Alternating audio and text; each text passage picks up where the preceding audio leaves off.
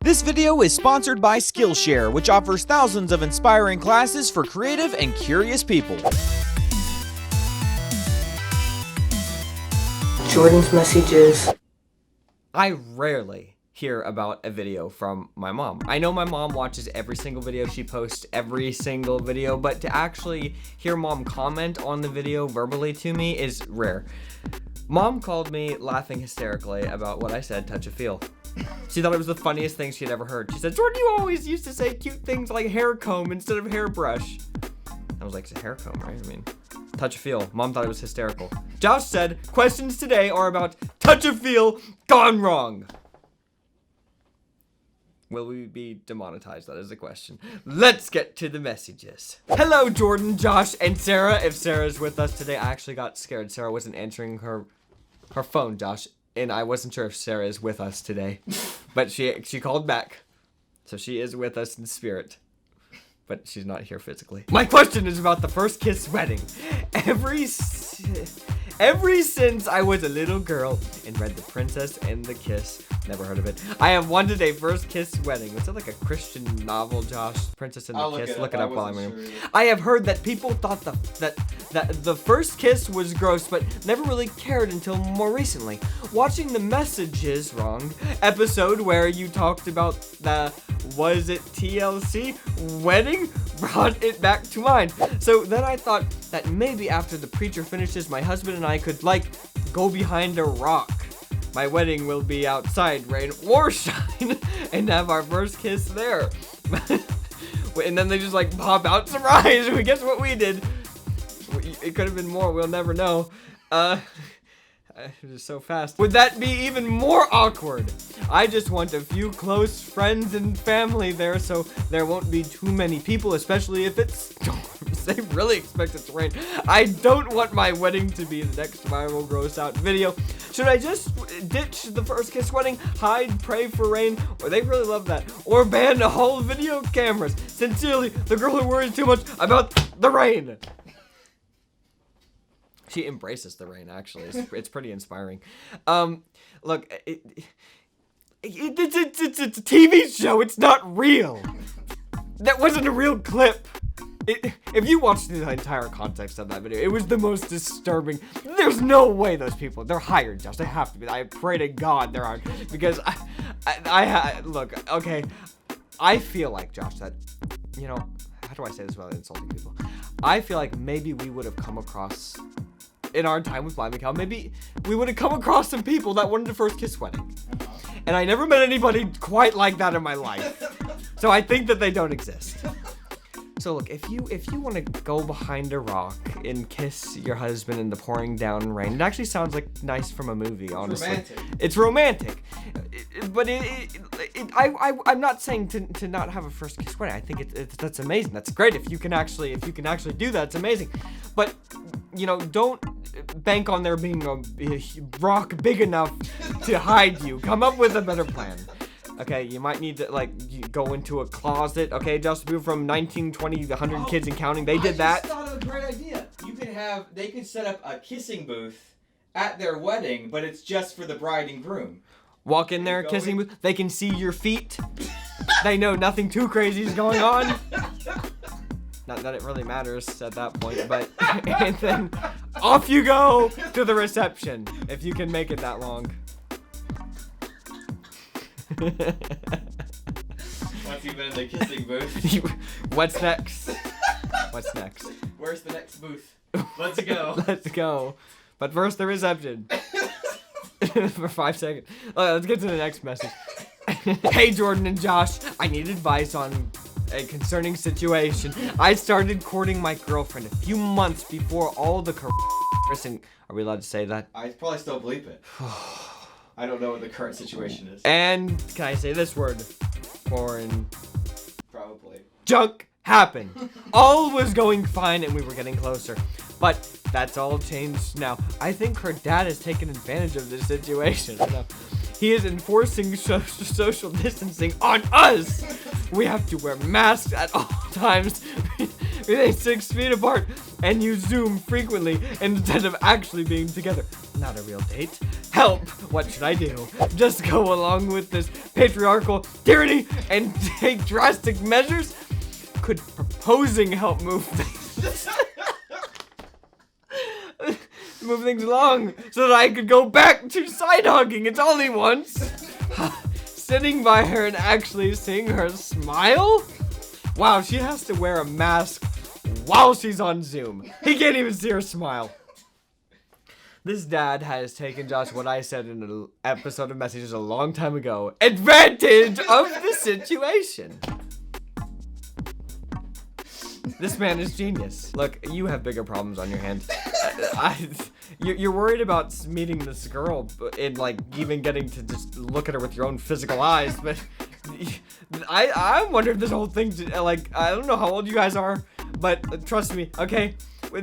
In a situation like this, it's better to just maybe try somebody else. Okay, I know you love her. Okay, it's hard, it really is, but you might need to try somebody else. Wait a few years and maybe see what happens then.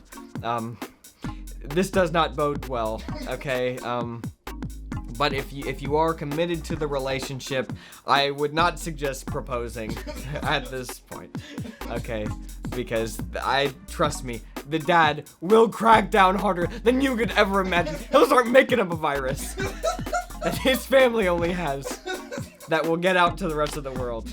You never know what this man's gonna do. Wait for the dad to make some kind of excuse that's just so utterly ridiculous once all this is blown over, and then maybe you can confront him. But at this point, it's a decent excuse, okay, for this man. You can't really do anything, so just, anyways. I missed this. P.S. Do mask kisses count against you? That is the most disturbing thing I've ever heard, and I can see why the dad would want you to wear a mask now. If you will go that far. That's the ultimate Christian kissing. Guys, be honest with me, okay? What is that thing you've always wanted to do, but you never took the time to actually get good at it? Making videos? Writing?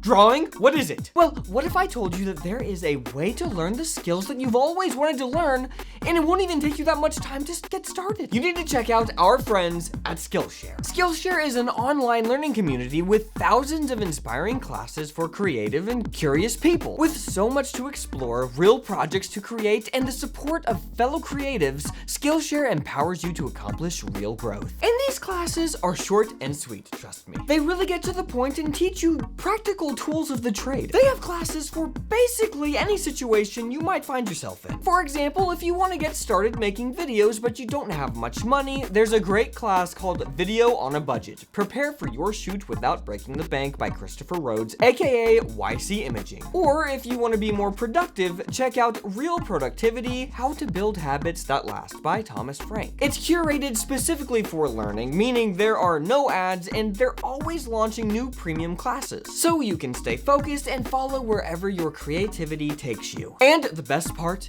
it is less than $10 a month with an annual subscription. The first 1,000 of my subscribers to click the link down in the description below will get a 2-month free trial of the premium membership so that you can explore your creativity. Again, that is 2 months of the premium membership when you click the link in the description below. Go and do it.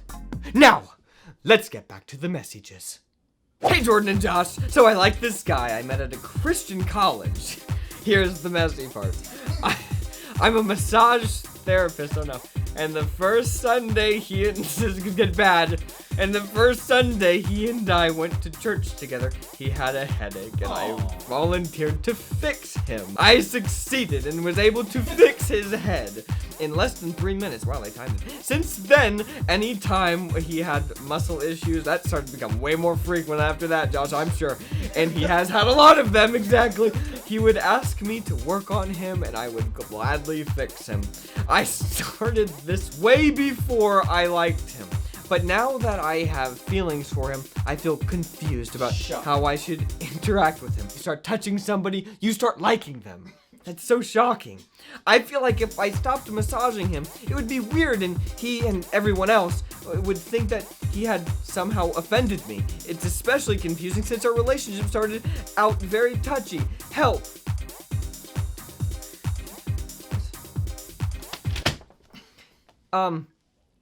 Okay, look, if your decision for stopping touching this guy constantly, and just trust me, this is every second, every time. My back hurts. My shoulder hurts. My hand hurts. My mouth hurts. Please help me. Please fix me. Please.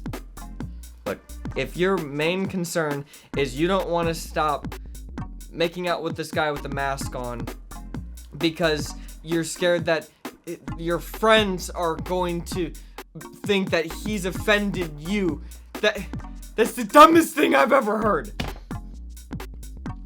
Look, this guy is, and I hate to say it because, Josh, look, I feel like sometimes I give guys a bad rap. I don't think all guys are bad, okay? That's not what I'm trying to say. But this guy is lying, okay? He doesn't need a massage He's taking advantage. Right, he is clearly taking advantage of the situation and of you.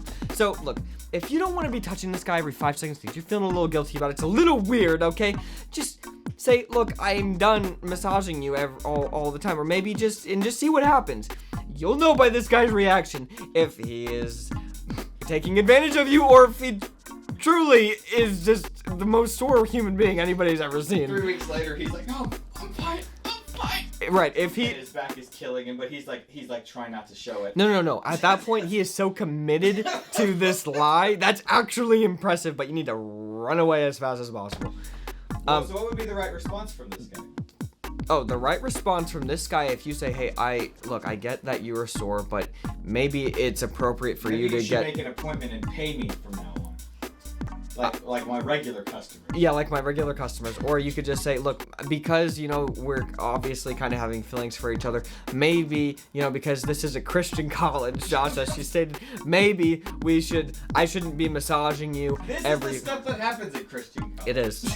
These are the situations we run into, okay? Look, it's hard. You don't have to worry about this stuff at the non-Christian college. No, you don't.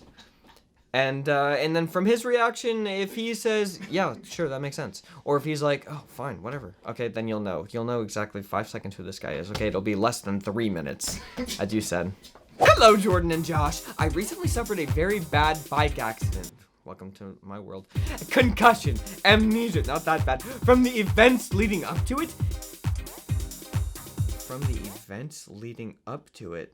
What does that mean? How do you have a crash and the events leading up to the crash gave you a concussion and amnesia? Maybe he got hit by a car. And then got a bike crash. And then his bike crashed because he got hit by a car. We'll just say that. I'm confused. And bad cuts and scars all over my body. That's terrifying. After several hours in a hospital, we were finally released. All the events have now given me some anxiety about riding my bike. Riding it or thinking about riding it makes me scared of future injuries or even death. As a biker, well, it's called a cyclist. Maybe he said biker because it feels weird saying. So does it feel weird saying cyclist? Of course it does, but that's what it's called. That's how you differentiate riding a motorcycle and, as far as I know, I don't know. When I hear biker, I think motorcycle. Thank you. Is that right, Morgan? Is that what you think, Morgan? I think of someone in a gang. Okay, so you are in a gang.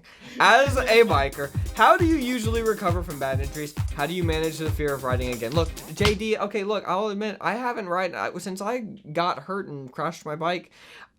Look, for people who don't know, I broke my ankle in 2 places. I couldn't walk for a long time, and it was pretty bad. I haven't really ridden my bike since then, honestly, and it's not that I am fearful, it's that I just had a brain shift and should I really be spending this much time doing this? And the answer was no. And so I started to do stuff to around the house to help our property and all of this stuff. Now, I never really had to get over the fear of it. I take that back, Josh. The first time I did go out a couple more times around my bike, and when I went down the hill that you can pick up some serious speed, I did think about it, and I just thought, you know what? What is the probability that I would have a major crash right the first time after I rode my bike? And in my mind, I thought I've done this hundreds of thousands of times, literally. So what? How is it really gonna happen? Come on, then I just was alleviated, Josh, and I could just do it every time after that. Now, do I put the brakes on a little bit more? Sure, just because I'm trying to be a little more responsible here, but you know what I mean? Okay, so how do you get over it? Just realize the probability, the chances. What are the chances you're gonna get in such a serious wreck again? And if in your mind that's pretty high, then maybe you should just not ride. Sadly, Josh, because you get into your head, and if you get into your head, then you start making stupid decisions, and that's it. You just have to let it all go. I can't imagine being on a bicycle going like 45 miles an hour. Josh, I could never believe that you did that. I've been on a bike and gone 55 miles an hour. I can't believe that. But probably don't go that fast. It's kind of stupid if it's not a professional job, okay? You're not getting compensated. If you're not getting compensated for the risk, don't do it. I don't go that fast anymore. Like the girl who was massaging the guy's back. If you're not getting compensated for the risk. What's the point? You always can tell I feel confident about the questions when I don't put an alternate message. That is so true. Because when I saw that this was only 2 pages long, I thought, wow, okay, here we go. Let's get to the good questions. Let's get to the touch of feel gone wrong. Josh, I forgot I wrote that, but you're so right. That is exactly what it was. Wow, touch a feel gone wrong. I mean, this guy, and I hate to make jokes, but he touch a field with the pavement. And trust me, I know how that feels. I had a gash in my back that was so deep. It was shocking, and it legitimately took, I want to say 2 months to 3 months to actually not be a wound anymore. That's how deep it was on my spine. Touch a feel gone wrong. We've all been there.